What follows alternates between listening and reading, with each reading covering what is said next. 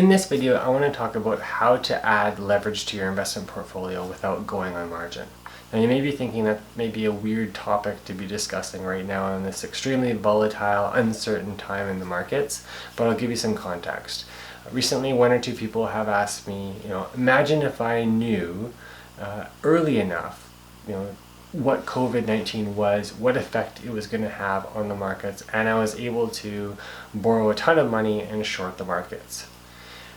Interesting idea. Hindsight's always 20/20. I guess the main thoughts I have on that statement are, one, why do you believe you have to borrow money in order to amplify returns? And secondly, why do you think that opportunity only exists in the past? And it's those two questions I'm going to answer in this video. For those of you who are new to my channel, my name is Jared Ayers. I'm a CFA charter holder and I've been managing my own money for over 20 years now. I've created this little channel to share with anyone who's interested the thought processes, strategies, and techniques I use to navigate and invest my way through the markets.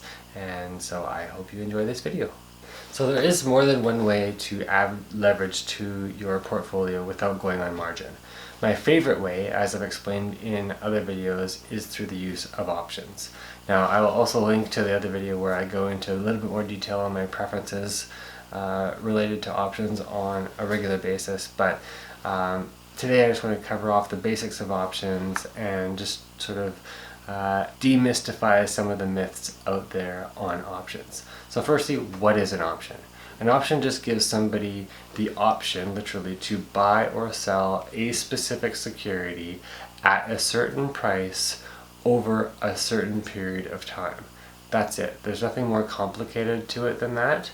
And when you go to buy an option, the price you pay for the option is all that you have at risk. So there's no borrowing costs, there's no interest, there's no additional costs. There's a small trading fee when you actually go to buy or sell the option, but that's usually not more than the same price it would be to buy or sell a stock, for instance.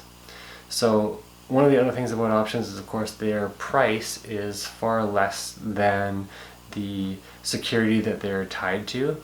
And for all intents and purposes, the main reason for that is that the option has an expiry. So it is only good for a certain amount of time. When you go and buy a stock, you own it for as long as you want and then you sell it whenever you want. But an option does actually have an expiry date on it, so the window of time that it's actually valid for is much, much shorter, and therefore that's really the nuts and bolts of why it is so much cheaper than buying the security that it's actually tied to.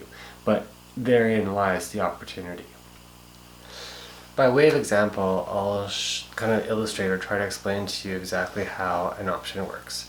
So today, as I record this video, April 24th, you could buy an option to sell the S&P 500 ETF SPY at a strike price of $200 with a expiry of June 17th, 2020 at a total price of $2.12. Now, with an options contract containing 100 options, that would be a total cost to you of $212 to buy one options contract to sell SPY at a strike price of $200 with an expiry of June 17th. Now, I'll share with you in a little bit why I have using a put or an option to sell as an example here. But for the illustration purposes, if you had that option, so if you paid your $212, you bought your put option on the SPY ETF, strike price $200, expiry June 17th. So if between now and June 17th your option stayed above $200, your option, if you didn't sell it beforehand, would expire worthless. If between now and June 17th if the SPY ETF had a value of between $197.88 and $200, it would have some value. It would be worth less than the price you paid at April 24th for sure, but it would have some value. So it would have some retained value maybe a few cents, maybe $1, maybe a little bit more, whatever the price was, underneath $200 would be basically what the value of the option would be at June 17th.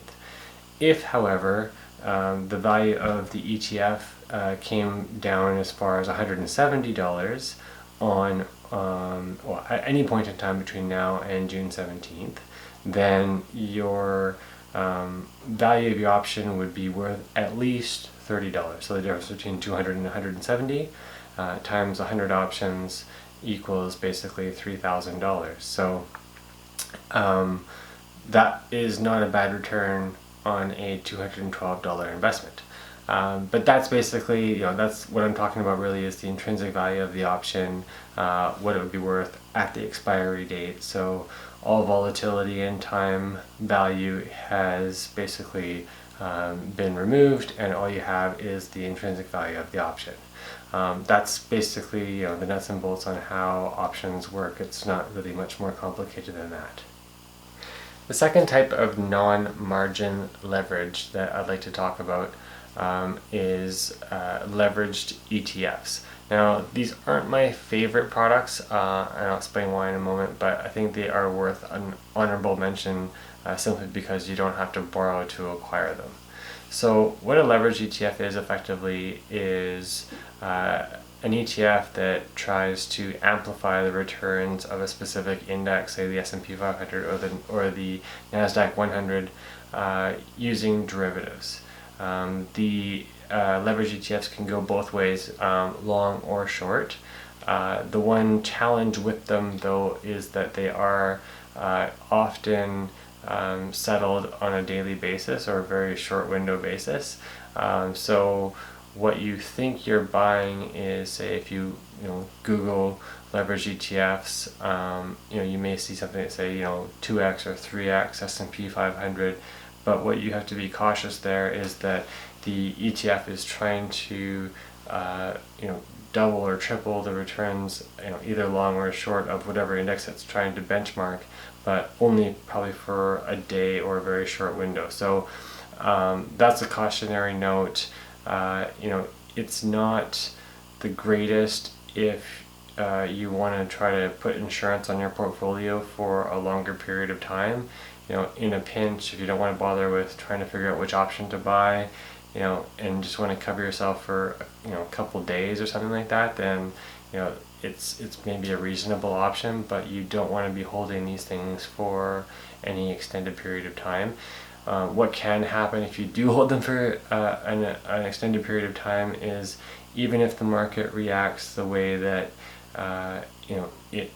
it should to be in your favor, you may actually end up losing simply because of that rebalancing and resetting nature of the product. So definitely you want to be cautious with that.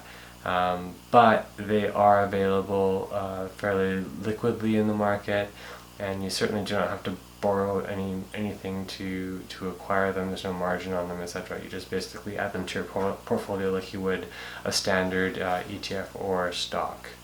So that's my 2 cents on leveraged ETFs.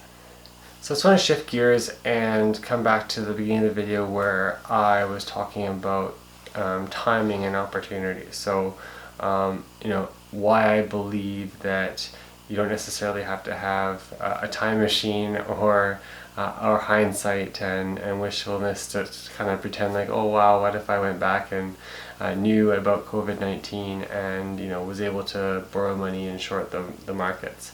I think and you may have seen some of my past videos here recently where I've been disclosing a number of reasons why I think right now the markets themselves have never more drastically distorted our economic reality than they're doing right now.